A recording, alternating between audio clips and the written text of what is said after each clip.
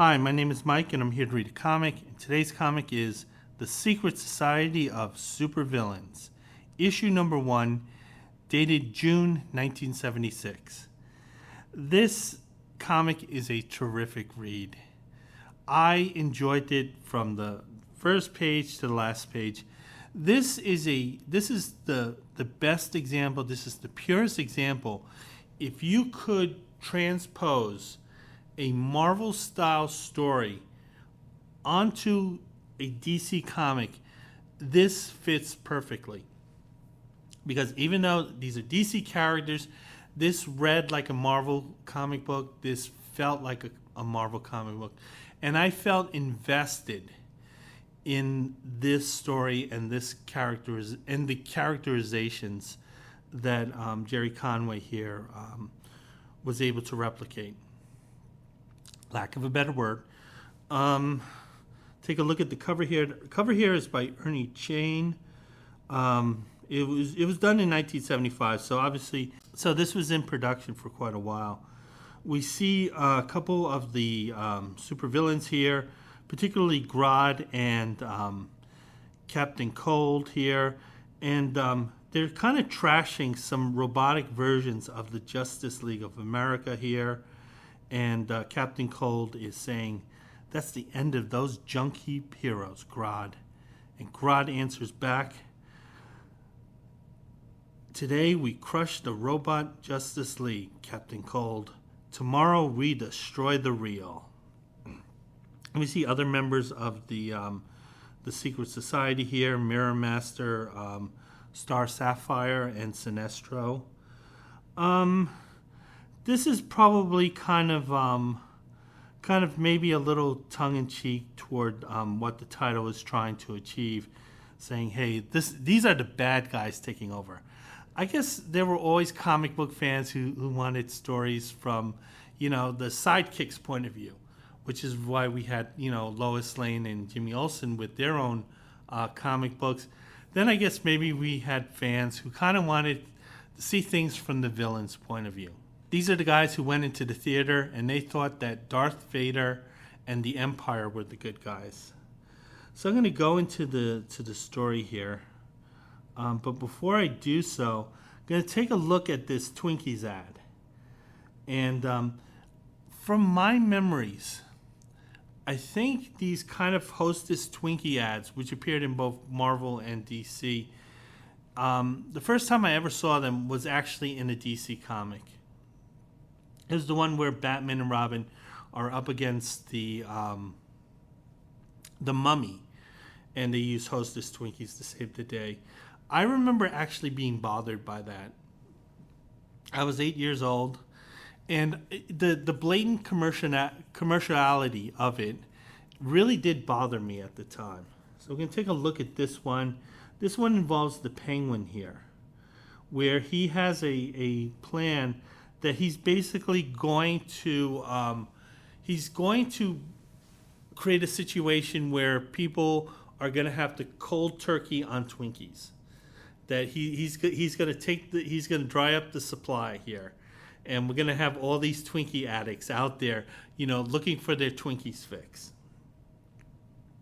Commissioner Gordon, whose basic job is to beg Batman to do his job for him. He calls Batman. He says, "This is a terrible situation.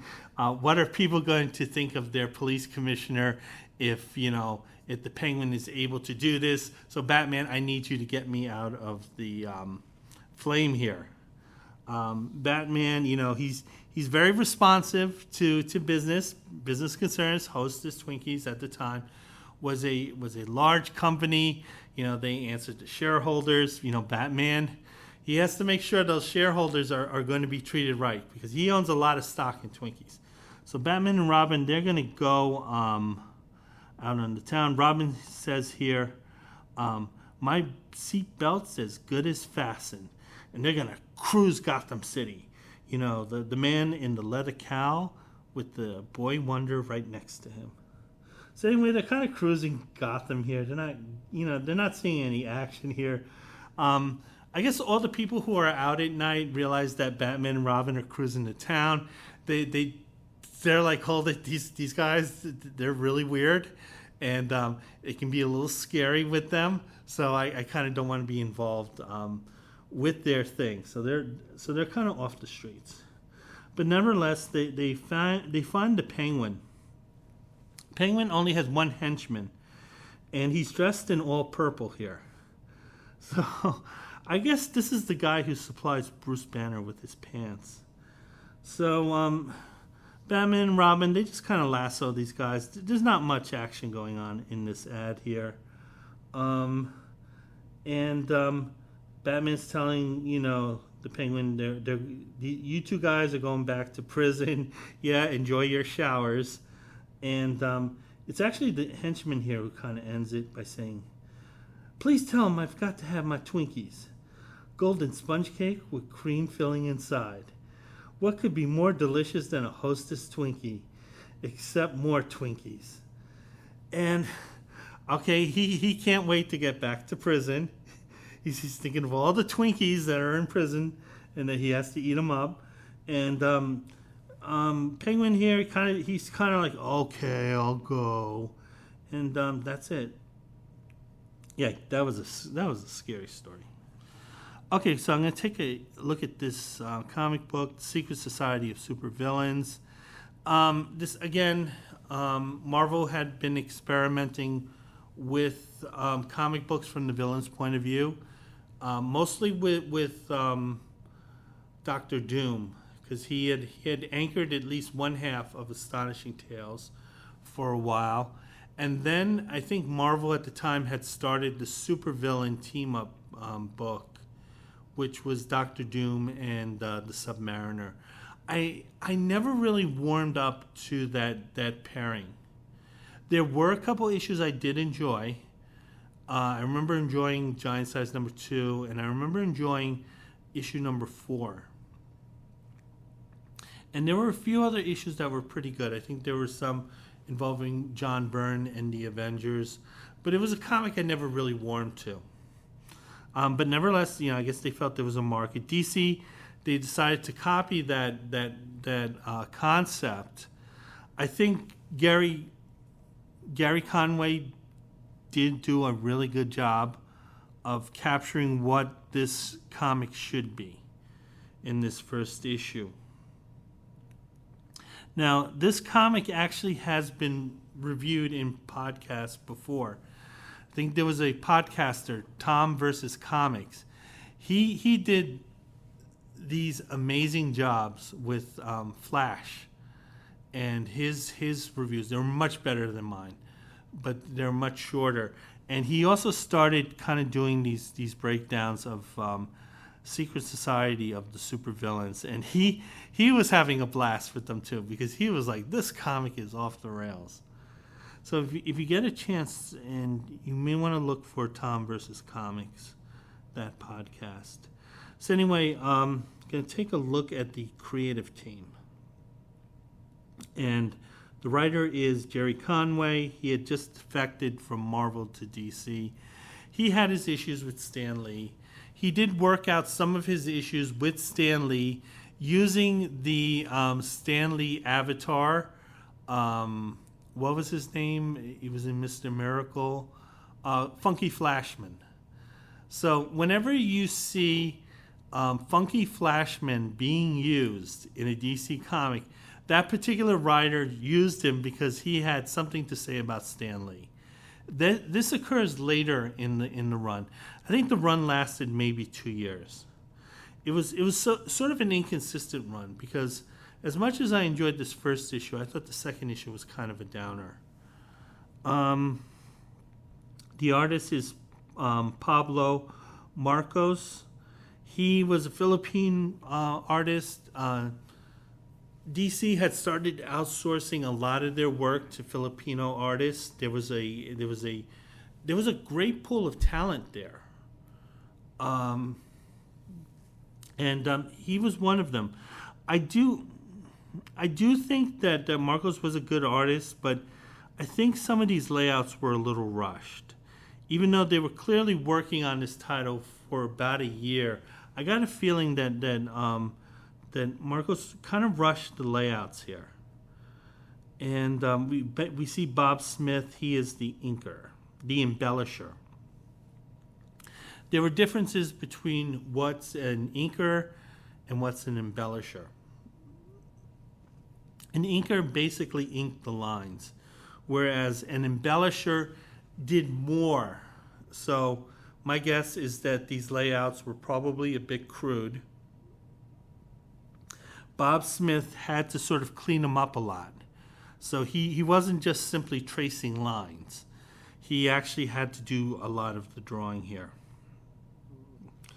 We don't really have a true title to this comic book, though, because it reads on the masthead here, "Attention, you are cordially invited to attend the first bi-monthly meeting of the Secret Society of Supervillains. Attend or die." Dun, dun, dun. Okay, so we know that this is going to be a bi-monthly comic. That's usually what had happened back then, is that when new issues were being introduced, they normally were bi-monthly. Usually took the creative team a lot longer to decide where to go, because a lot of it is they had to hear back from fan feedback. But since this isn't a comic that normally existed, they had no real way of gauging what type of people they were attracting. So anyway, we take a look. The setting is in New York. Gary Conway did not like using DC's analog names like Metropolis, Gotham, Central City, so forth. He wanted to use real actual locations, and this was something that was going on at DC. DC did not have a clear editorial stance on it. And obviously, in the mainstream comic books, the superhero comics, with Batman, you have to use Gotham. With Superman, you have to use Metropolis. But in a comic like this, they kind of like the rules were a little loosened, so they decided to place it in New York. We do see the Twin Towers here. Twin Towers at this point were probably, it was just opened maybe a couple of years earlier.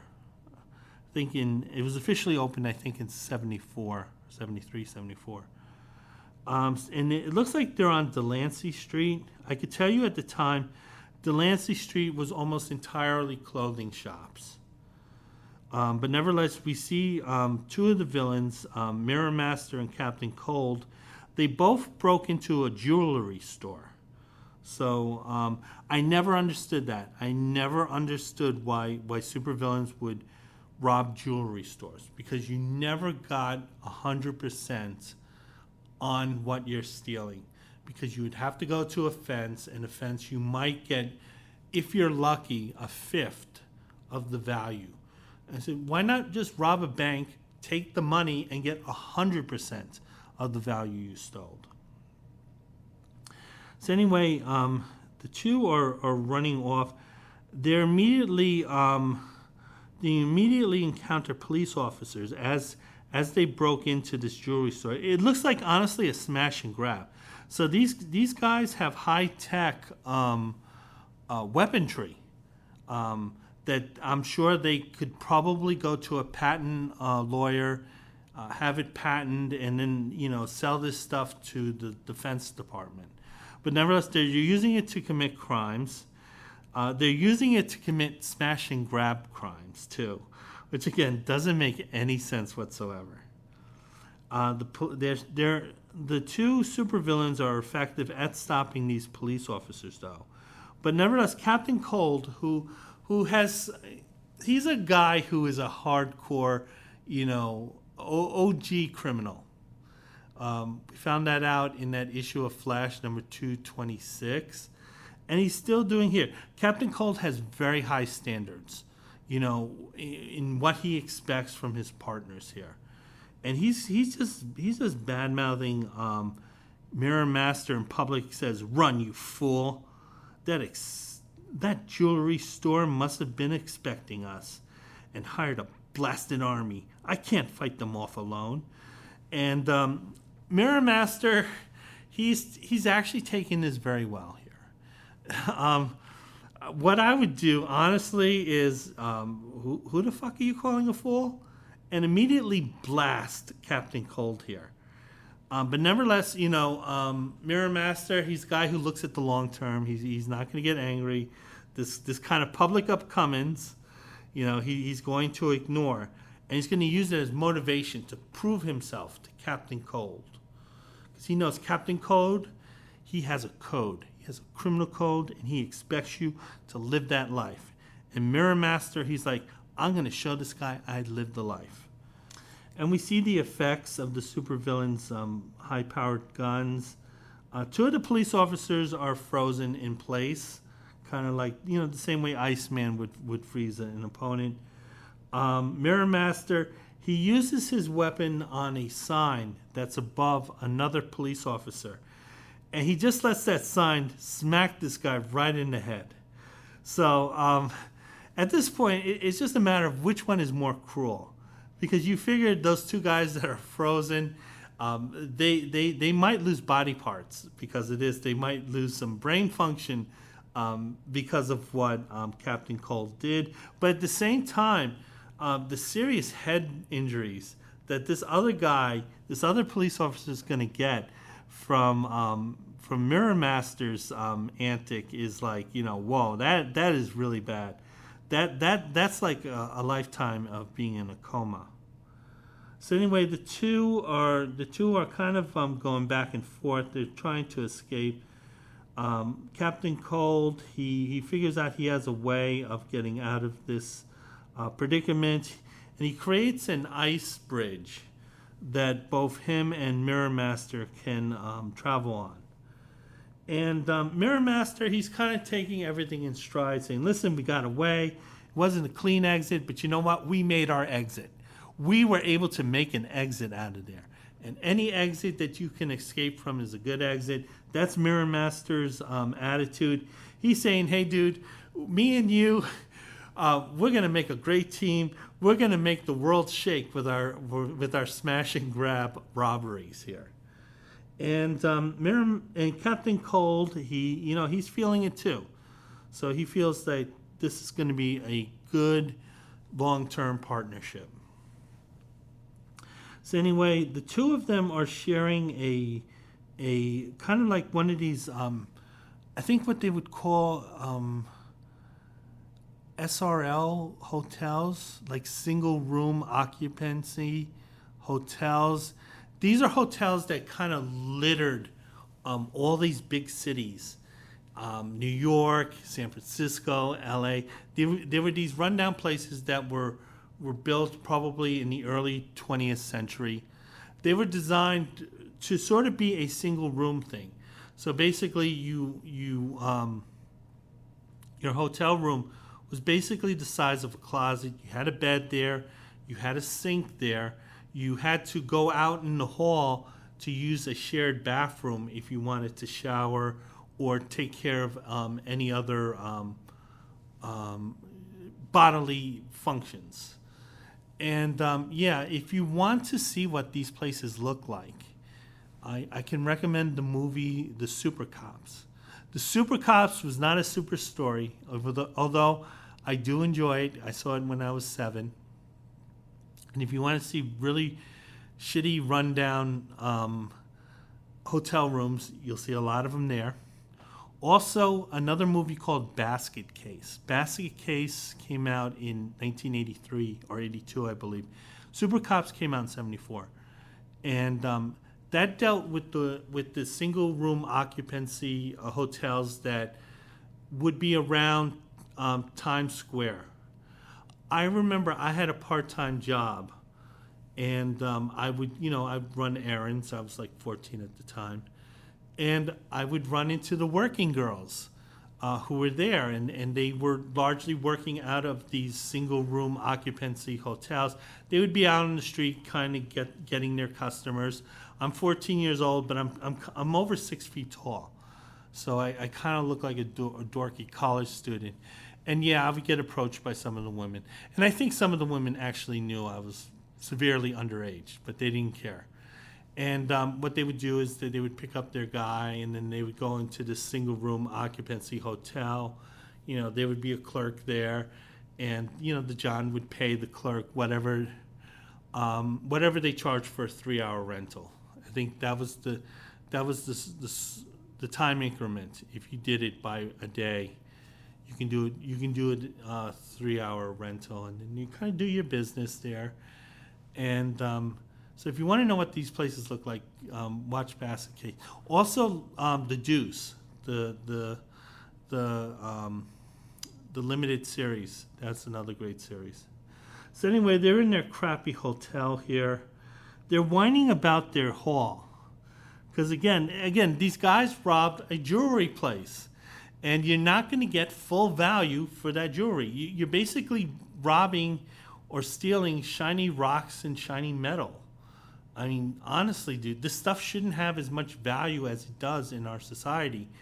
But nevertheless, there are people who pay a lot of money for it. But again, there's no shortage of jewelry.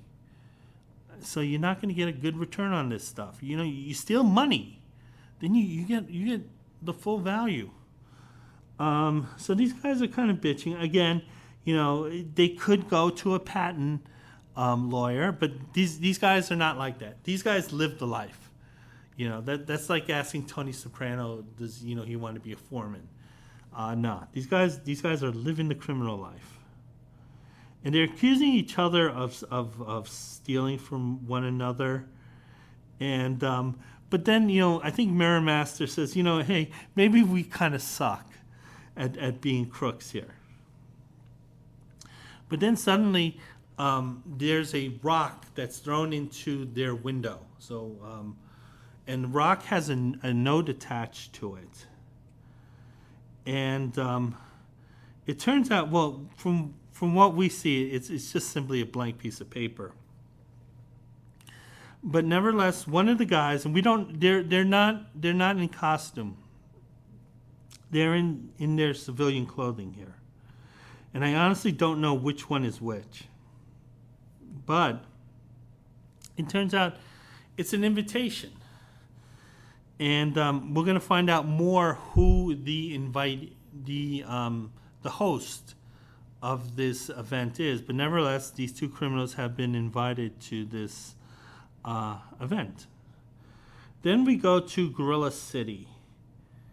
And Gorilla City is a place that I had covered in one of the early issues of Action Comics. I got it. It's a city of apes. That I had read. This was during the time where the Last of the Planet of the Apes movies came out. But nevertheless, there was a lot of juice with gorillas. DC was convinced, hey, you put a gorilla on the cover of a comic book, it's going to sell. And I have to admit, whenever I saw gorillas on comic book covers, I kind of bought those. So anyway, we're going to Gorilla City, and it turns out Grodd, who's regularly imprisoned by this government, because he kind of overthrows. He tries to overthrow the rightful king of this city every so often. Sometimes he succeeds. He mostly fails.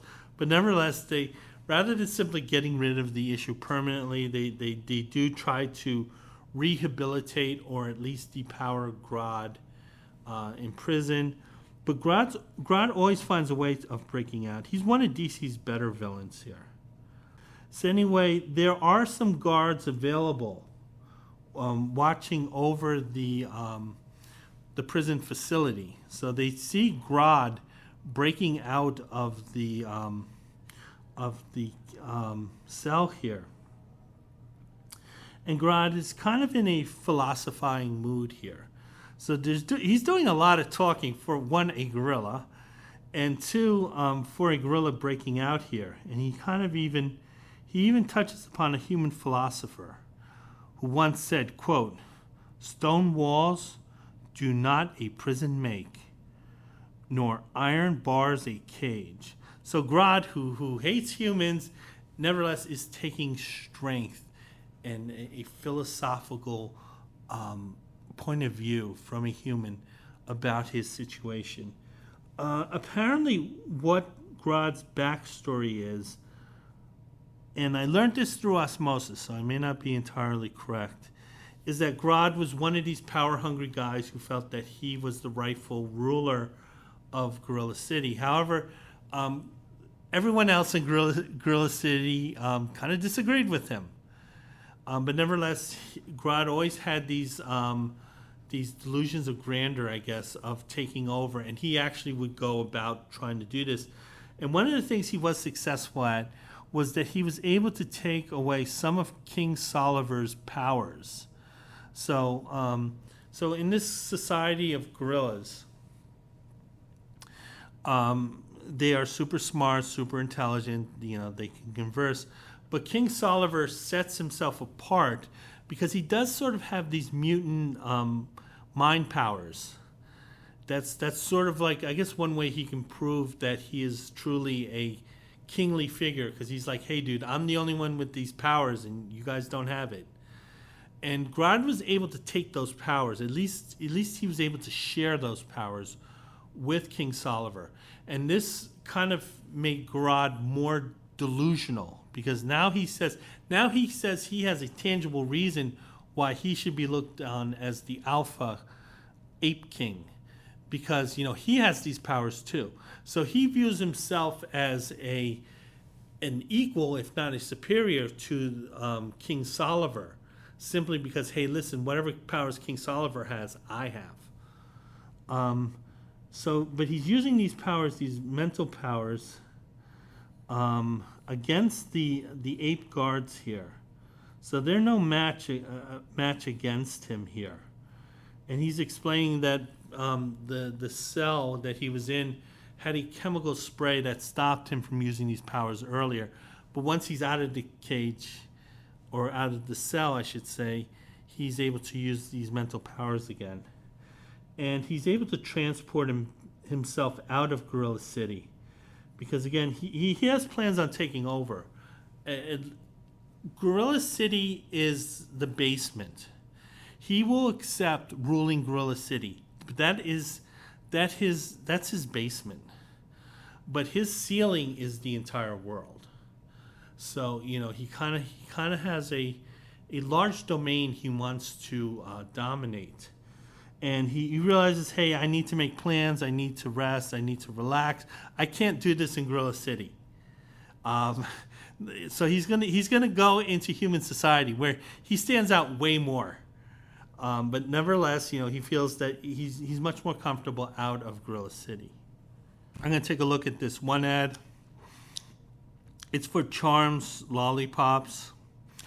I think I bought some of these off the newsstand. I was never a lollipop person. I had nothing against them, but they didn't particularly do anything for me. The only reason I'm mentioning this ad is that it was so prevalent in DC Comics back in this era. And by the way, this is the bicentennial year.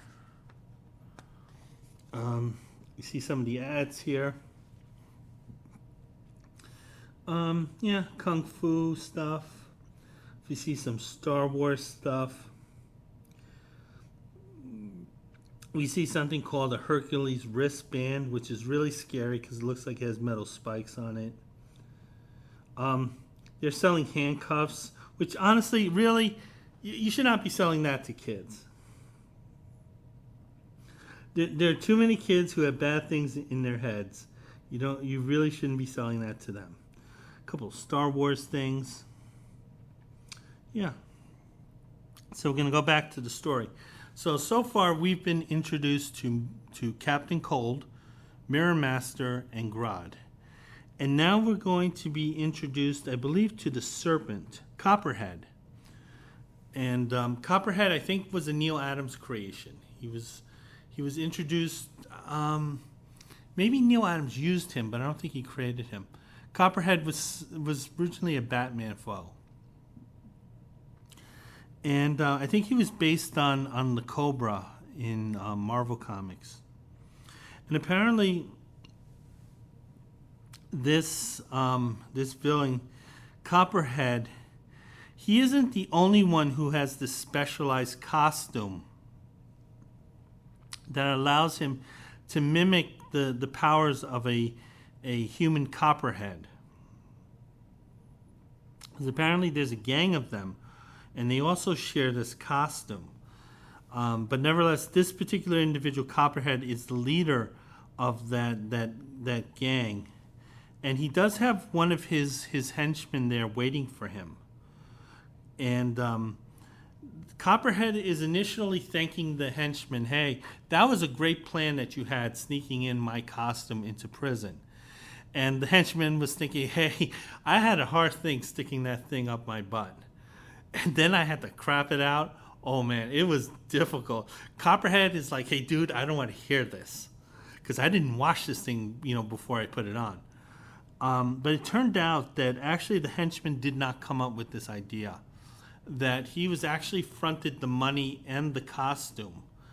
And he was told, listen, you want this nice payoff here, you get Copperhead out. And again, Copperhead, he's hearing this stuff for the first time, and he's reading the invite. He finds it intriguing because, one, that they were able to find his henchmen, they were able to get enough money to properly bribe him, and they were able to recreate his Copperhead suit.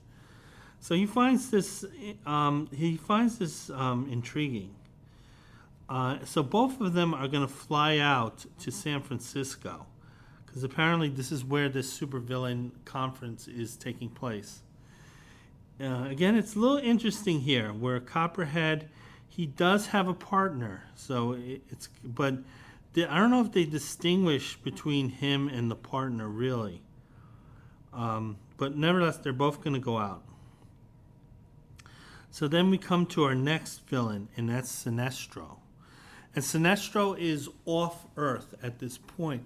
But nevertheless, this secret society was able to not only contact Sinestro, who was off Earth, but they were able to make an offer that was so enticing that he was willing to return to Earth. Sinestro, he looks down on humans. He doesn't have a fond opinion of them.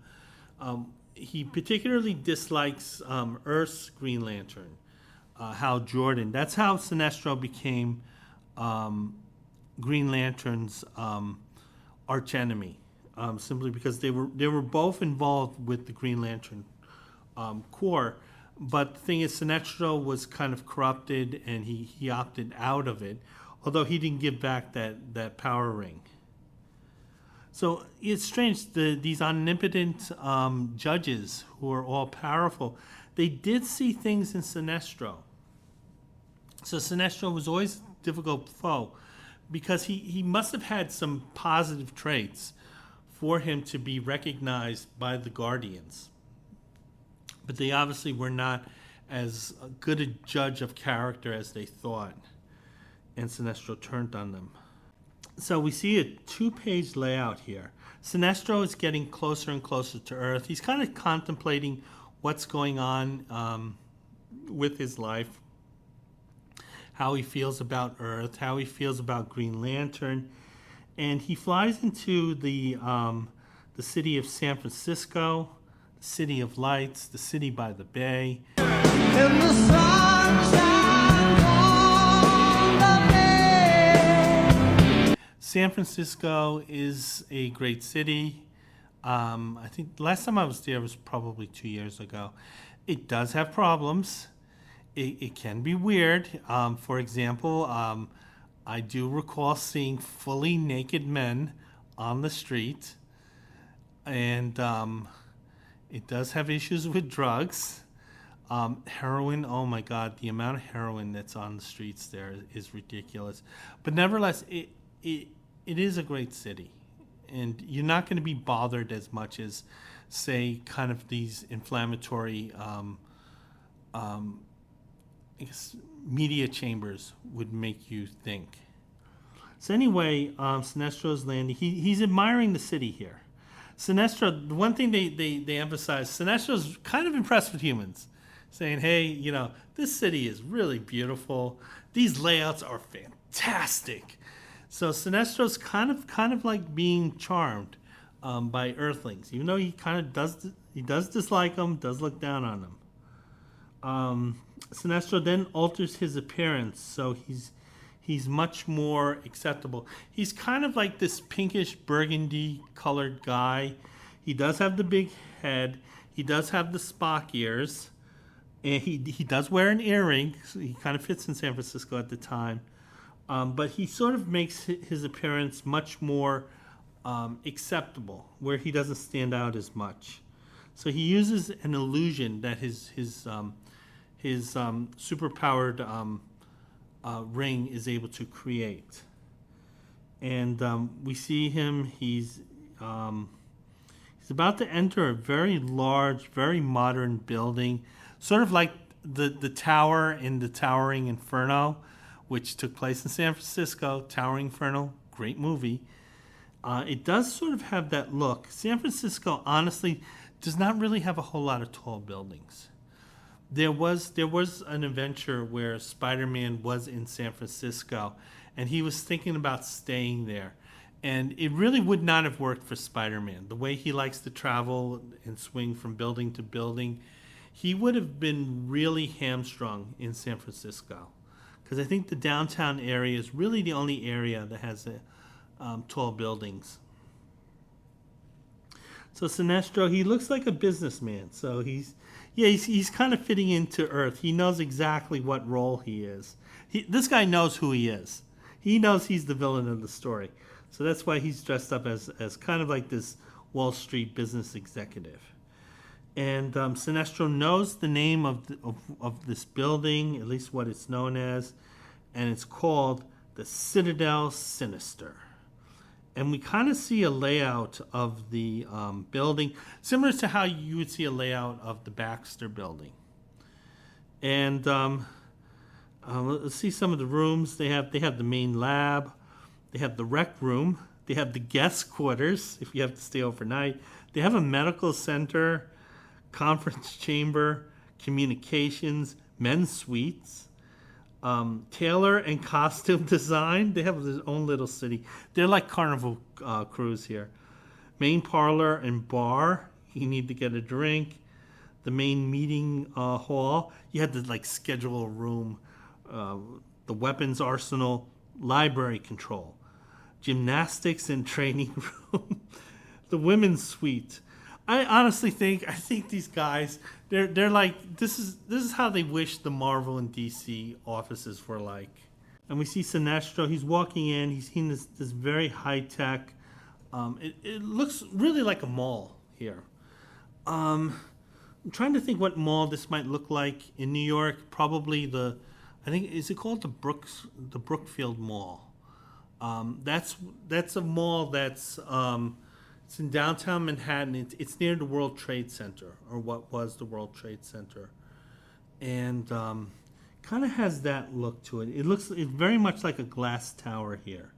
Sinestro really likes it though, and he enjoys this design. He's thinking that it kind of reminds him of the Omega Pleasure Palace in whatever constellation that he would visit. I guess that's sort of like the Ryza of the DC universe. Sinestro, he's greeted by a very attractive brunette here, in a kind of like a one-piece purple outfit. It's really nice looking. Normally, this would not look good in real life, but the way it's drawn, and we can tell from her accent she is French, and she is expecting Sinestro. So she invites him into this glass elevator, again similar to what was seen in Towering Inferno. And he goes up. He's Sinestro. He is on the level of Green Lantern. This guy's not afraid. He's saying if this is a trap, they don't know who they're dealing with. And but that's not the case. As he's going up, we see the young, attractive woman here in pink. She activates a stone or a jewel that's on her necklace. And this starts a metamorphosis where she is suddenly morphing into something different than she is. We're going to take a look at this one ad. It's a bicentennial ad. It's simply for t-shirts. And the design is not particularly great. These are very patriotic t-shirts here. So the bicentennial was a huge event when it happened. And in fact, there was a huge buildup. I think the buildup did start in 74. I remember that's when I started seeing a lot of these kind of colonial America images. I think it was so big in part because the advertising firms like the Mad Men, they realized that they could use these colonial American figures to sell products. So you would have, Ben Franklin selling paint. You would have Thomas Jefferson selling banking services. You would have George Washington selling hot dogs. I think that was part of the reason why it was so big, because the advertising agencies started hyping it up, and they realized, hey, for the next 2 years, it's going to be pretty easy thinking of ideas. And we go back to our story, and it turns out the young woman has undergone the metamorphosis, and she's still an attractive brunette, but this time she's costumed, and she's costumed as Star Sapphire. Star Sapphire is a character, I covered her appearance in a Superman comic, which had these weird S&M undertones to it. I think at one point Superman was even kissing her boots. And Superman, he looked miserable doing it, but you figure in the heart of hearts he was thinking, I love this. Publicly humiliate me, please, mistress. So anyway, but nevertheless, she has a very good costume, I will say. I like the color scheme. She makes this pink work, pink and white. It does sort of have a kind of a masquerade ball type mask, but again, it sort of works. I'm surprised this character is not as popular, simply because I would think that there would be a lot of women who would want to cosplay, or maybe some guys, who would want to cosplay as her. But nevertheless, I don't think the comic book DC has kind of taken advantage of this character. Because again, I think she's a female Green Lantern. She's really good. Anyway, Sinestro, he's on the glass elevator. He reaches the top floor, and he's introduced to Charstairs, the butler. That's a terrible name. I can't even pronounce it. Sinestro has some questions for him. Where are the others? Where are they, peasant? Oh, Sinestro, he understands class consciousness. He understands, he's up here, this guy's down here, he serves me, I'm going to treat him accordingly. So, I mean, of all the supervillains, Sinestro's going to treat this guy like shit. So he's introduced to the other villains, some that we had seen before and some that are new. Now, the ones we had been introduced to before, that would be Mirror Master, Captain Cold, Grodd, Copperhead, but we also see Captain Boomerang, who's a Flash villain. Not necessarily a bad villain, though I don't like his costume. The Wizard from Earth 2. So this is an Earth 2 character. There are 3 Earths in the DC universe. There's Earth 1, which is Prime Earth. That's the Earth that has the superheroes and the supervillains. Superman, Batman's, Lex Luthor, and so forth. Then you have Earth 2. Earth 2 is kind of similar to Earth 1. The only thing is that the lame heroes and villains, they're exiled to Earth 2. So this way, DC can retain copyright of those characters, but at the same time, they don't have to highlight them. Because you're going to have people asking, trolls asking, hey, where's the Silver Age Flash? Where's the original Green Lantern? And these are characters that DC wanted to keep control of, but they didn't want to use them. So they said, we put them on this second Earth. And then there's Earth 3. Earth 3 is our Earth. So our planet actually does exist in the DC universe. And it's a place where there are no superheroes. And sometimes, characters from Earth 1 and Earth 2 sometimes would visit Earth 3. And I think that was something created by, was it Carrie Bates who created it? And the thinking is that on Earth 3, people who can receive, say, transmissions from Earth 1 and Earth 2, they would be comic book writers. And this is how they're able to come up with these stories, because they sort of get these ghostly visions of what's going on in Earth 1 and Earth 2. And then they copy that stuff, and then they get a job at DC, and they're comic book writers. This is Carrie Bates kind of telling on himself that he's a hack. So anyway, and we see Captain Boomerang, the Wizard. And then Star Sapphire, who we saw earlier, she introduces herself. Now, the thing is, Sinestro has actually encountered Star Sapphire before in Green Lantern 74. So the thing is that this is a different Star Sapphire. And she does introduce herself as the successor to that Star Sapphire. So if any DC fans had any problems with the continuity, they would know this is what's going on, that this is not Carol Ferris being possessed. This is actually a different individual who wanted to be Star Sapphire. And the thing is that obviously, because these guys are, quote, supervillains, there are trust issues here. And Star Sapphire starts, hey, I prove myself to these guys, so I don't have shit to prove to you. And Mirror Master is like, hey, the hot babe is right. Who the fuck are you? You haven't shown us shit.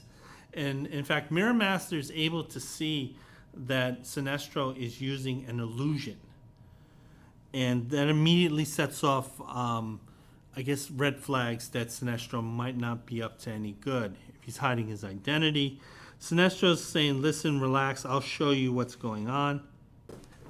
And then Sinestro, he lets the illusion drop, and he shows himself in his costume and his actual skin tone here, saying, listen, I have nothing to hide.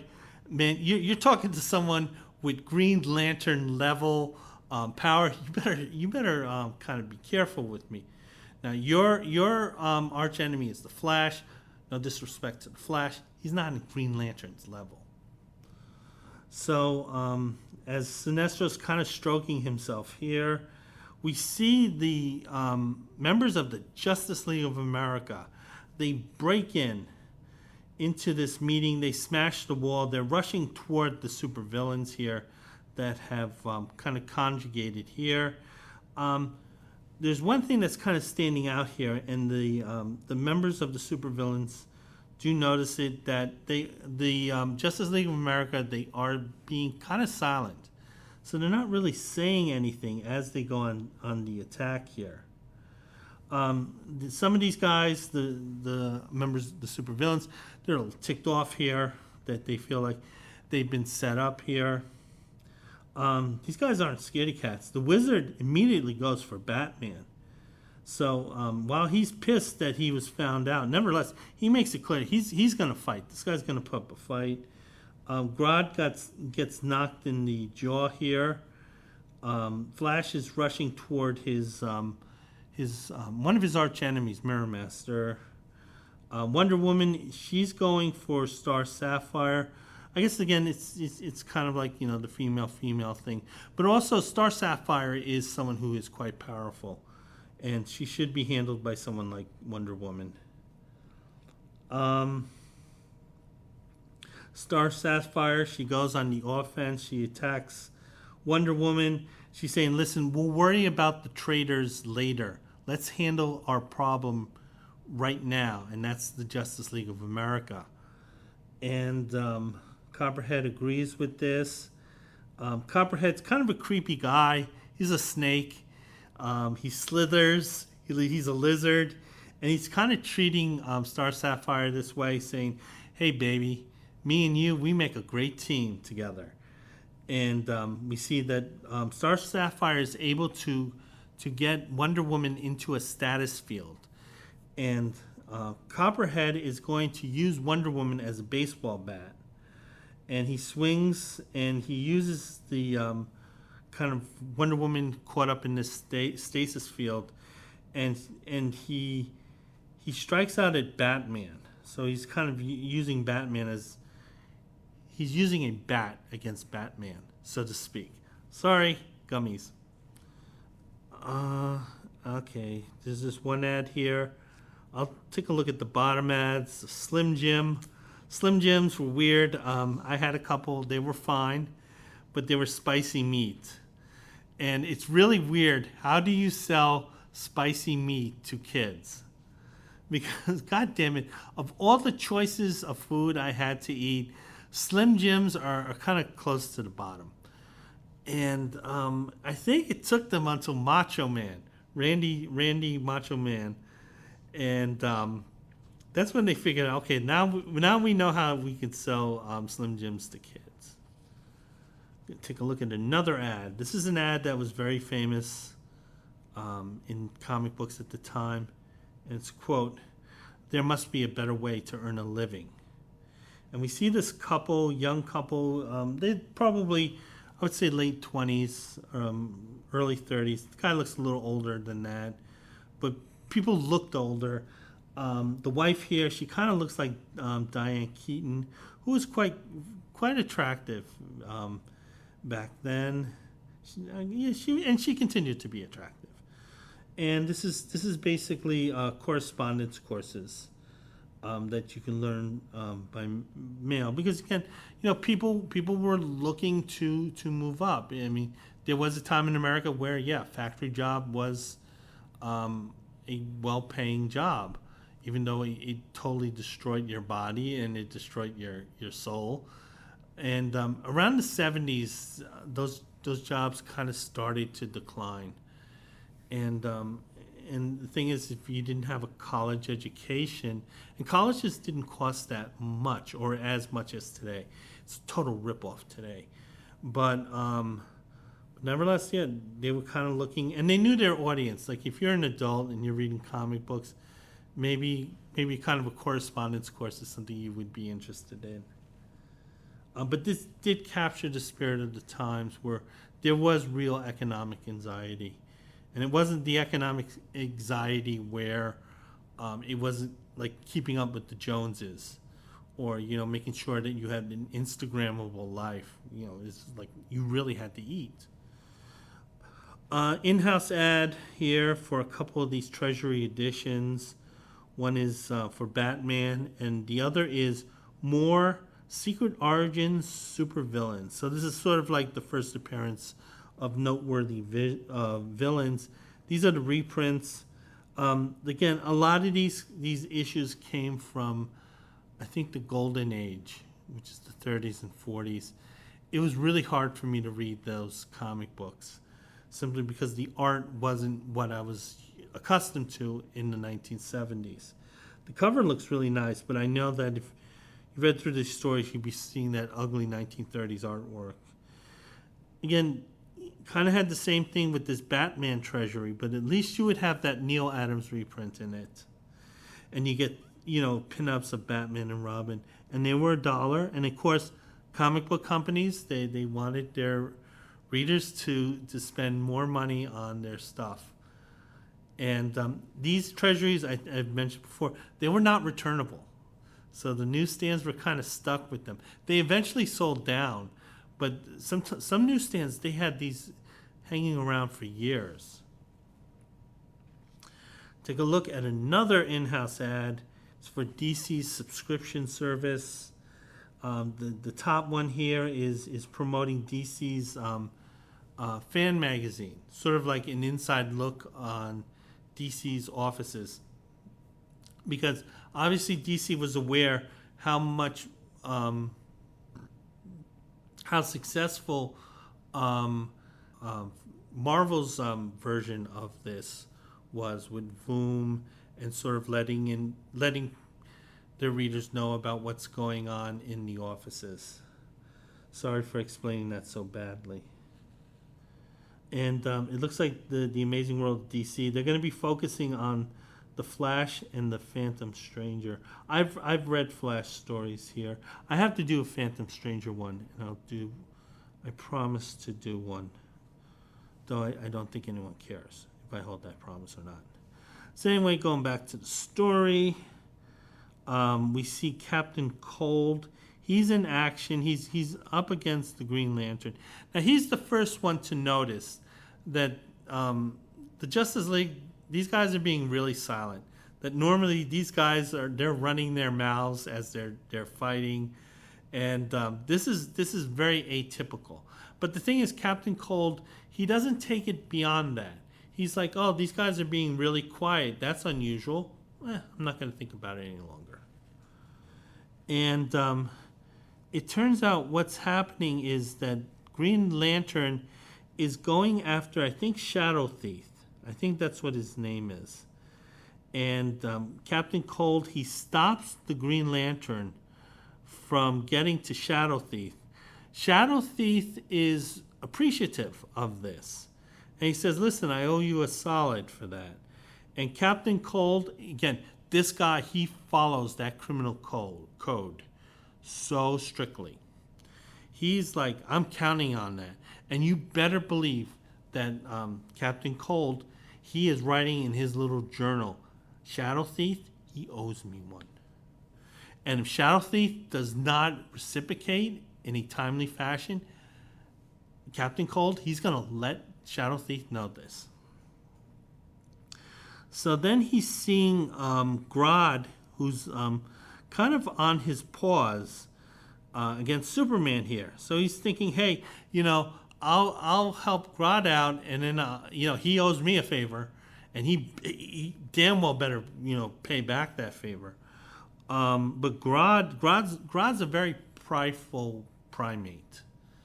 He's like, when Taylor said, "Take your stinking paws off me, you damn dirty ape," Grodd is like, "Take your stinking hands off me, you damn dirty human."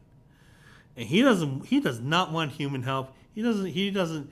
The idea of him being indebted to a human, not another human, a human, particularly one like Captain Cold, makes him sick.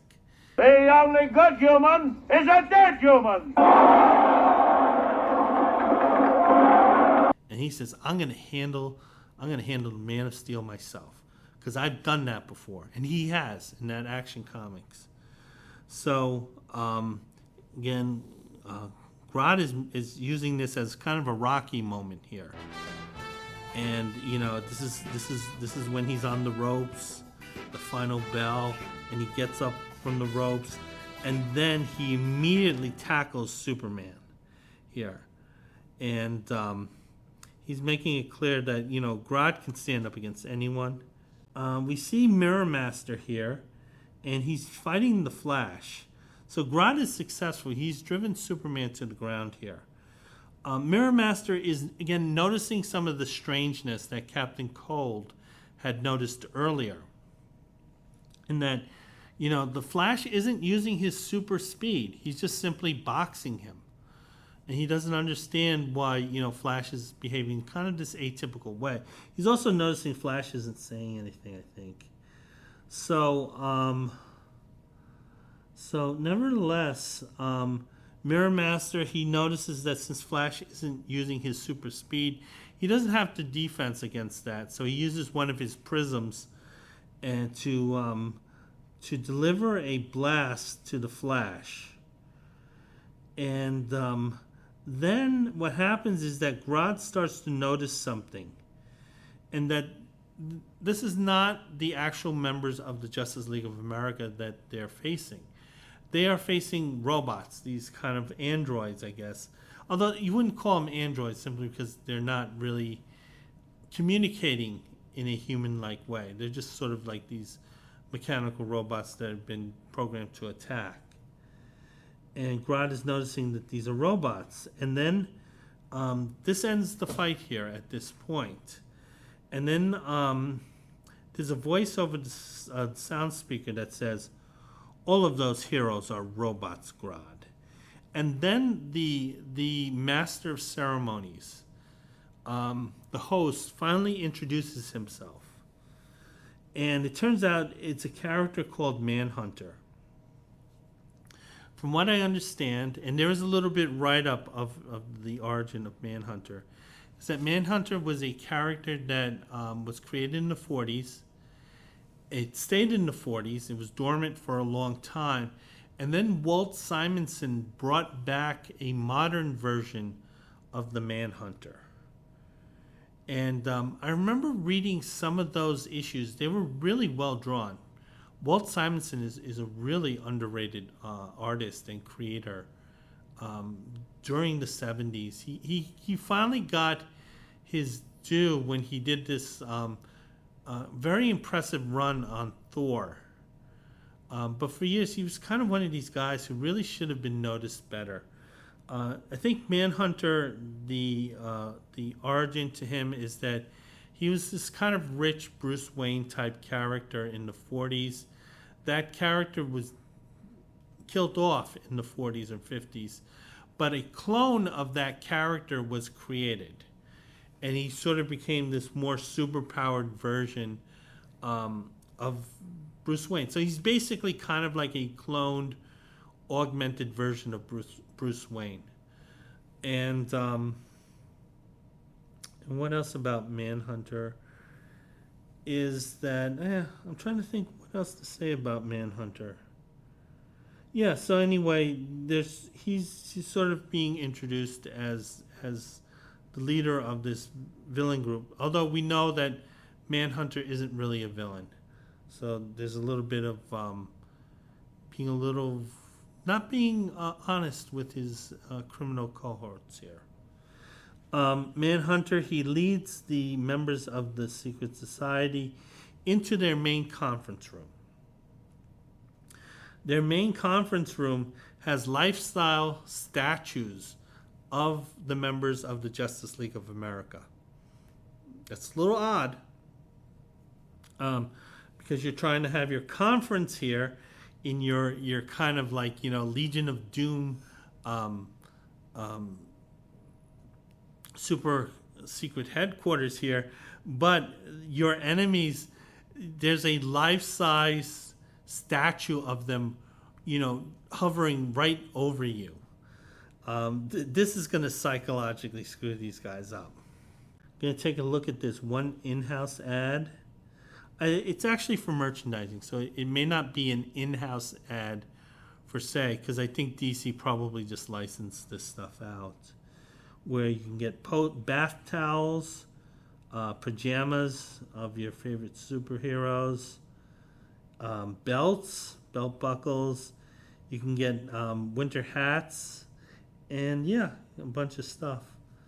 I had really no interest in this stuff as a kid, though.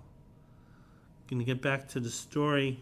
So we see Manhunter. He's kind of giving a little background on who he was, and he's kind of like kind of running down who the members are, because not all these members have met each other. He says, "Listen, we have Sinestro. You used to be Green Lantern in the Green Lantern Corps until you got kicked out." And then, we have Grodd here, and he's the smelly ape who wants to take over that smelly city, Gorilla City. And then we have Mirror Master.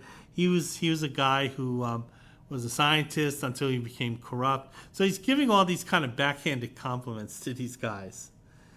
And he's saying, listen, there's something we all have in common. We're loners. This is sort of the thing where, like, we as humans have one thing in common: we're all different. So that's sort of the argument he's making here. Nevertheless, he's saying, listen, we should have a nice headquarters. We'll have a nice team. We'll have a butler here. This is sort of like a mafia commission. We'll meet bi-monthly. And the bi-monthly thing is obviously an inside joke to the schedule of this comic book.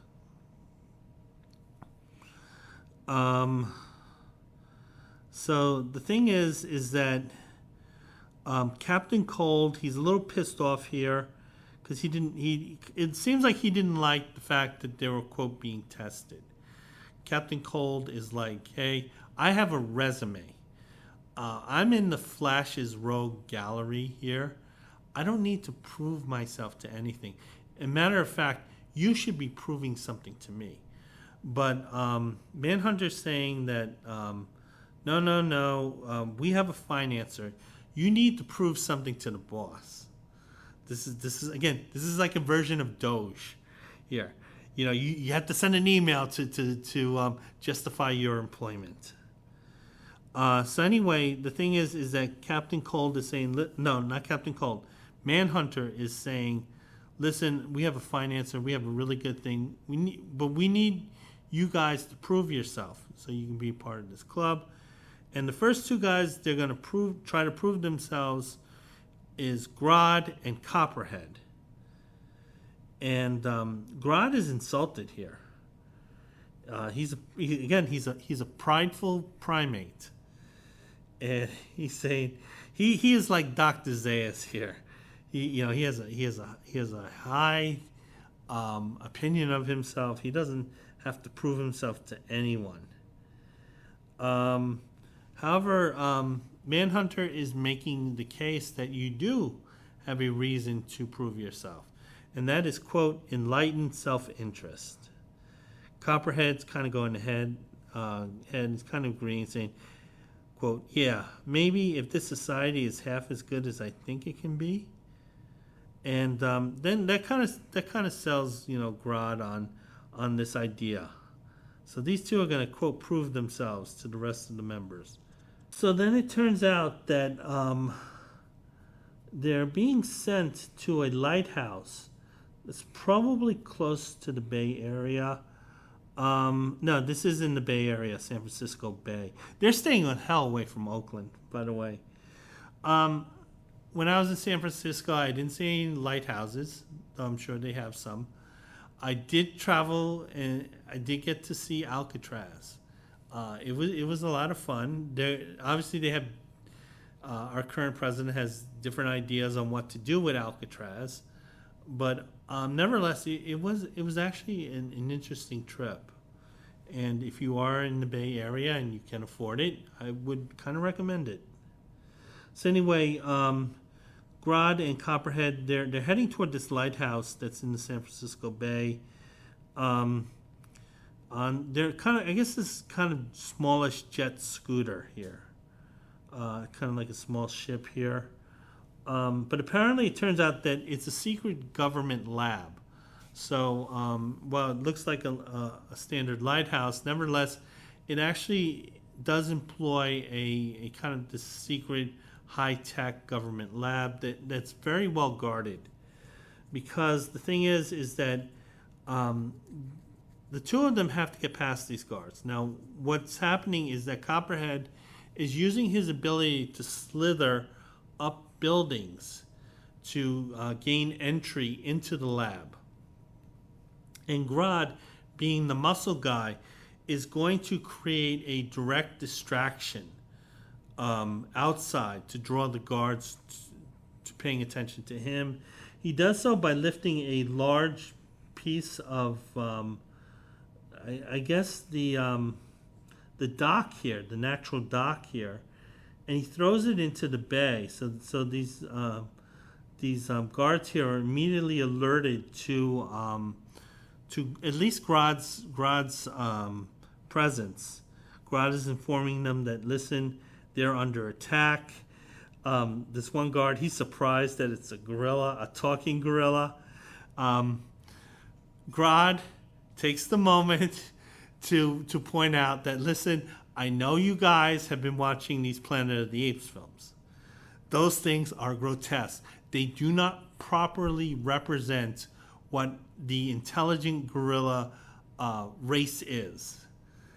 And Grodd is going to teach these guys a lesson, saying, listen, I'm not Cornelius, I'm not Zira, and you're going to face the full wrath of Dr. Zaius with me. And he goes in and he attacks, and he assures them they're quite real. These guys don't believe it. They're wondering where Charlton Heston is. They can't do anything against this talking gorilla. So at this point, Grodd has taken care of the gorillas. But he has to wait to see what Copperhead is doing. But he's also, as he's thinking to himself, because he's not speaking out loud, he's thinking, excellent. I've drawn all the guards outside, leaving Copperhead a clear field above. The slithering fool. So you could see Grodd has a great deal of contempt for Copperhead here. So then we go to Copperhead. And he enters the lab here. And so far everything's going well. He opens the door and he sees no guards, but he does see this one man who he says, quote, one creepy old man. So Copperhead here is kind of thinking, this guy's a creepster. And but nevertheless, he does see the object that he's there to steal. So Copperhead is thinking that he just kind of has to knock out this old guy. The old guy, by the way, looks like Alan Napier, who was Alfred in the Adam West Batman series. But the thing is that Copperhead thinks he has the easy drop on this guy. But it turns out the creepy old Alfred, he's actually armed. And he turns around and he fires at Copperhead. And he actually grazes Copperhead on the shoulder. Copperhead is angry here. He does tell creepy Alfred his name. He also gives him a flying kick in the head here. And he's making it clear he's not happy about the fact that this old geezer just took a shot at him. Copperhead saying, listen, I could have handled that with more class, but hey, you know, dog eat dog world, and I need a bone, and this is my bone. And so he's leaving the lab as quickly as possible. He also does not trust Grodd. Quote, besides, I don't trust that blasted gorilla. If things get hot, he's liable to take off and leave me behind. Grodd yells out at Copperhead, hurry, you idiot, hurry. Going to take a look at this one in-house ad. It's for back issues of those treasuries that DC could not sell on the newsstand. I'm sure they sent one batch into the newsstands. Then the comic book distributors realized, hold it, we're not selling these that well. So you may actually have to, keep these issues for yourself. DC did have a subscription service where they would have some back issues, and these are some of them. They're selling them at list price, but you have to toss in an extra $1 for postage and handling. So you'd spend $1 on the treasury, and you would spend another $1 on it getting mailed to you. Take a look at some of the treasuries. There's one for Super Friends. I never read the comic. I love the cartoon. There's one for Dick Tracy. I love this storyline.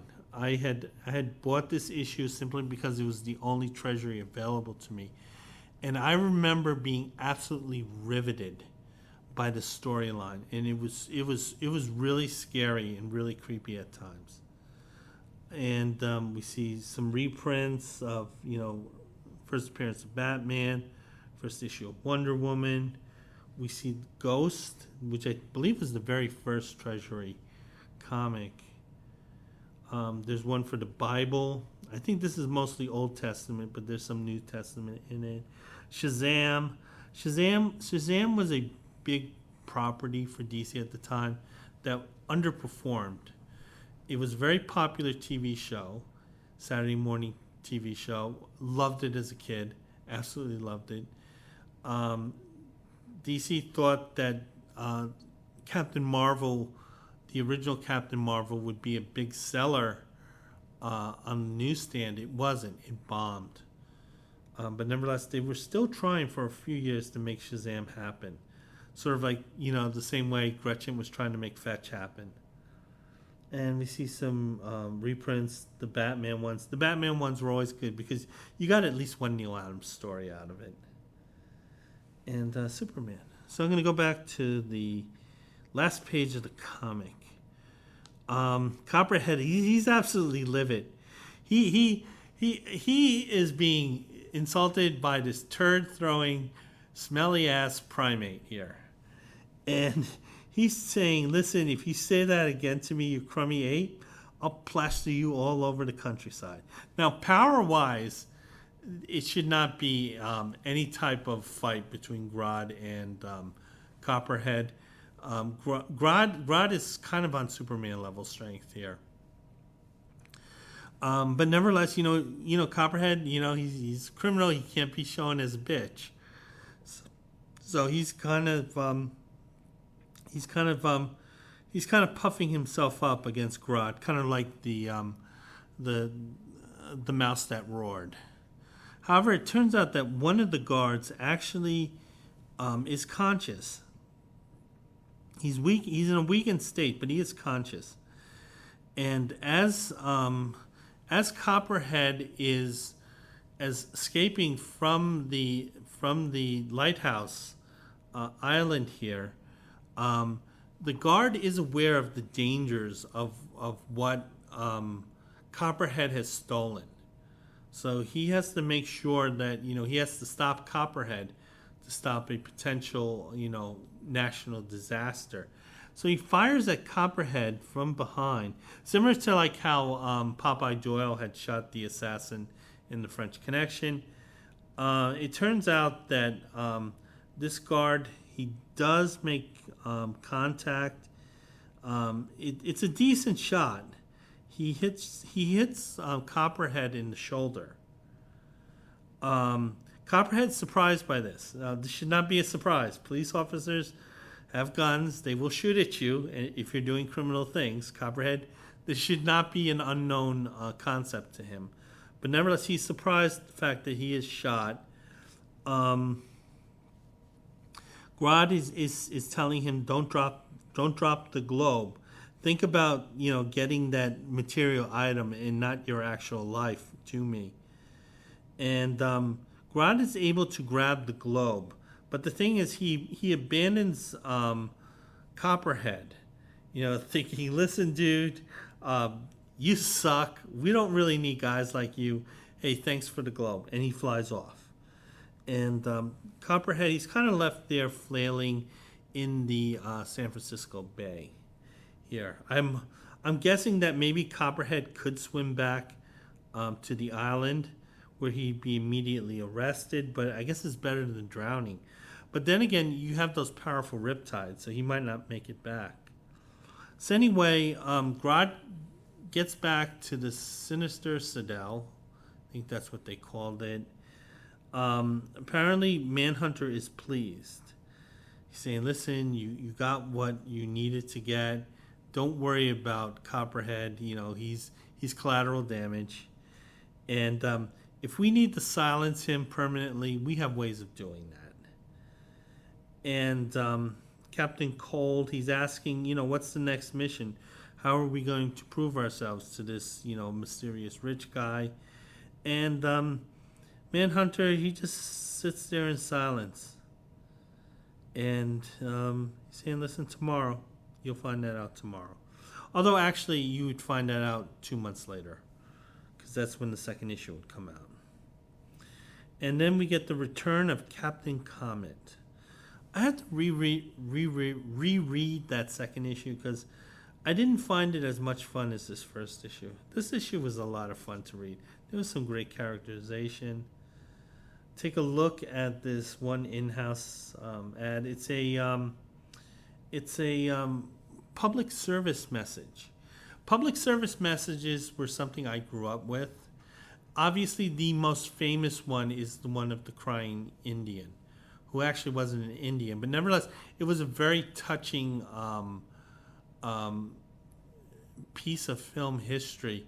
They would have these public service announcements. They were usually created by the government. They were to bring awareness to issues that were kind of plaguing society. You would see public service announcements, as I had mentioned, pollution with the crying Indian, and there would be anti-hitchhiking ones. There would be ones about drug use and so forth. And again, you would normally see these either very early in the morning or very late at night. And this one is about school violence. Apparently, there's two group of kids. They're fighting it out on the school ground, and they're bringing in Superman to stop the fight. And it's basically about school discipline. The principal here is talking about suspensions, and Superman's saying, "Listen, he's following the right thing. We have to figure out who's innocent, who's guilty. We have a system of due process here, and we need to follow due process. And this is one of the things that happens. And it's about juvenile justice. And then because this is the first issue, there's no real letters page. There's sort of a write-up about some of the characters. They're giving some background to the Manhunter character. I had already given this background earlier. And then they're talking about Report 2, the gorilla, and they're giving a little bit background on Gorilla Grodd, on why he's so powerful. I guess, again, the kids, not all the kids read the same comics. And then they're talking about the next issue with Captain Comic showing up. And that's it. And that is my walkthrough review of The Secret Society of Supervillains #1. And I hope to have more reviews up soon. Bye.